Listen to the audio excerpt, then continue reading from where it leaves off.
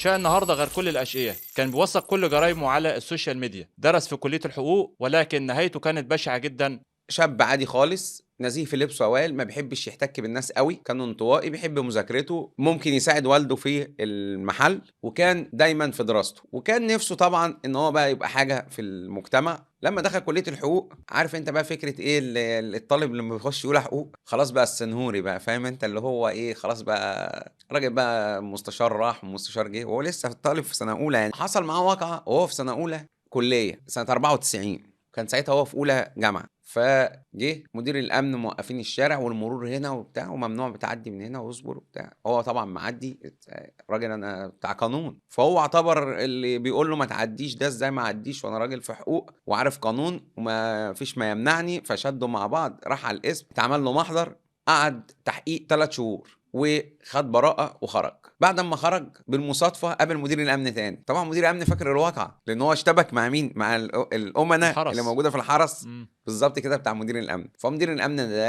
قال له خد تعالى، أنت اسمك إيه؟ قال له كذا. قال له بتدرس فين؟ قال له كلية حقوق. قال له طيب أنت يعني إن شاء الله لما تكبر يعني كلها كام سنة وتتخرج تبقى راجل محامي، تبقى وكيل نيابة، ليه تعمل كده وخلي سلوكك كويس. المهم اتكلم معاه كويس. وبالمناسبة هو حمادة يعني هو حكاه قبل كده في فيديو، فقال له خليك كويس وتعامل كويس والكلام ده كله، وربنا يوفقك وذاكر وخليك مجتهد. هنا طبعا لما قعد 3 شهور اختلط بناس برضو انت فاهم في الحجز والكلام ده كله. اما خرج ابتدى الموضوع ده يأثر عليه شوية في الدراسة بتاعته، ما بقاش بقى ايه يعني 100% زي الاول. شوية بتمر 6 شهور 7 شهور بيتهم في قضية مخدرات. كان في الفترة دي انتشار البانجو، و اتحرر له محضر بكمية من مخدر البانجو وسلاح أبيض، واتحبس برضه، خد فيها فترة حوالي، قعد 7 شهور تحقيق، والمحكمة حكمت عليه ب6 شهور. كان هو قضى 7 شهور فخد يعني أخلي خلاص سبيله، وخلاص قضى قضى العقوبة المدة. اللي هي الجزء اللي هم حبس ال6 شهور. الاحتياطي. مم. جنب دراسته اشتغل في عزبة البرج في صناعة المراكب. اتعرف على زوجته أشجان، جابت 3 أبناء. ابتدى الدنيا تمشي معاه شوية في الشغل بتاعه، وبنى شقة في بيت العيلة عنده. كل ده كان في الشيخ درغام. نقل بقى لمدينة راس البر، عمل شقة في مدينة راس البر، الفترة اللي هي أسس فيها بقى شركة استثمار عقاري، ودي يمكن نقطة تحول في حياته. يعني هو خاصة بقى النجارة، فتح بعديها محل اللي هي السنترالات، كان ساعتها الموبايلات الصغيرة دي، المحلات الصغيرة، فتح سنترال صغير. وبعد كده قفل بقى الكلام ده كله وعمل مكتب للاستثمار العقاري. في الفترة دي كان ابتدى بقى يخش في مجال تاني. عايز اقول لك طبعا هو خلاص الجامعة ما فيش جامعة، وعمل كام واقعة. كان بينزل يقف مع ناس في الحق. يعني هناخد بقى ايه الحتة دي، يمكن هي دي نقطة الخلاف. انا بقول دي نقطة الخلاف معاه انا شخصيا، انه كان بينزل يعمل ايه، يحل بين الناس. كان بيشتغل يعني حاجة زي السمسرة. وائل عنده حتة ارض عايز يبيعها، محمد هيشتري، يقوم داخل هو موفق بين الاتنين سمسرة، وياخد تمام. نسبة من الطرفين. ماشي. المكتب ده وداه لسكة ان هو يرجع الحقوق بتاعت الاراضي، القصص بتاعت الاراضي اللي عليها خلافات. مم. الاول هو بدأ ببيع وشراء وياخد نسبة، ده اللي هو المكتب الرسمي، ويافطة مكتب رسمي. تمام. بقى يتعرض عليه ايه، ما تعرفش حد حمادة شوف لنا القصة الفلانية، ده في ناس واخدة ارض ووضع يد ومش عارف ايه. حمادة يعمل ايه، ياخد 5 6 من صحابه مم. ويروح يقابل الطرف التاني ويحل معاهم ويرجع لوائل الارض بتاعته.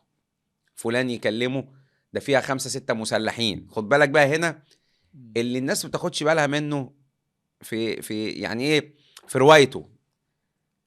ارض عليها 5 6 مسلحين رجاله، وضع يد عليها، بيروح حماده يخرجهم. طب حماده خرجهم ازاي بقى؟ اكيد رجالة حمادة. اكيد هيروح الخمس 6 مسلحين عايزين لهم 10 مسلحين اقل حاجة. عشان يخرجوهم من الارض. تمام. فكان ده بدايه مم.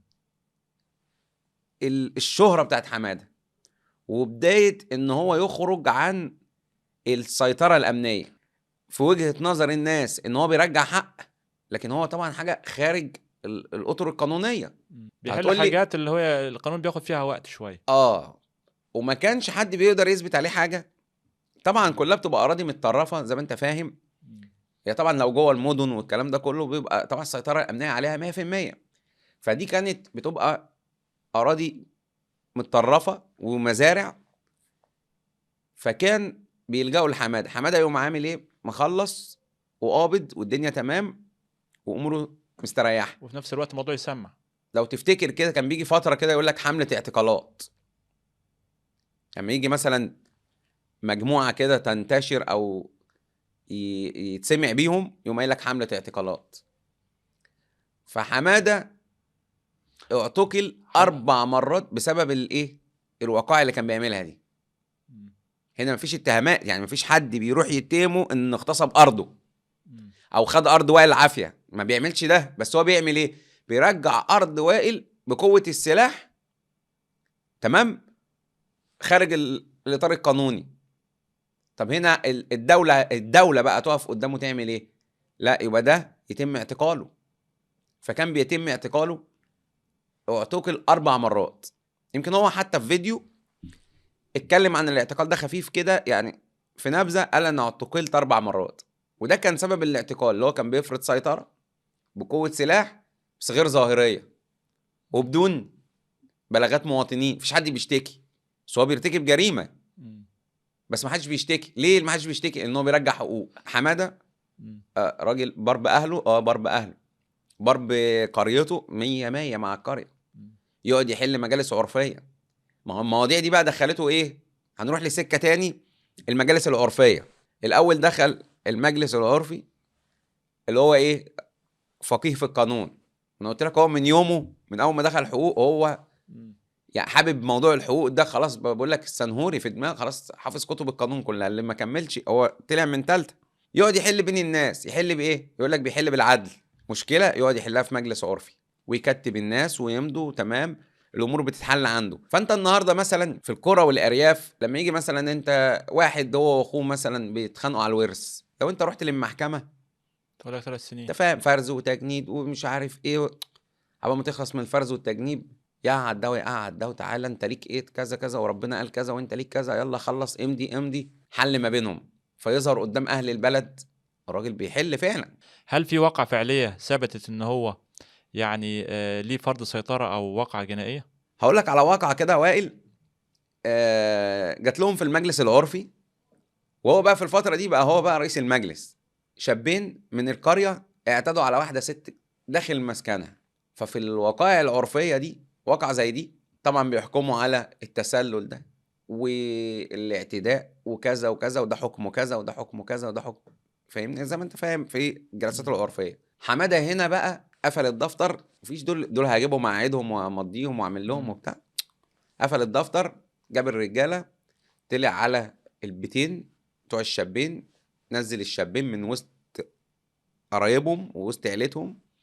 في ايه يا حماده؟ قال لك دول عملوا 1 2 3، محدش يتكلم، اللي هيتكلم هيبقى معاهم. يبقى هو موافقهم. خد الشابين جردهم من ملابسهم بالكامل، تمام، الا يعني الملابس الداخليه بتاعتهم، وجاب سبراي وكتب على ظهرهم لسنا رجال.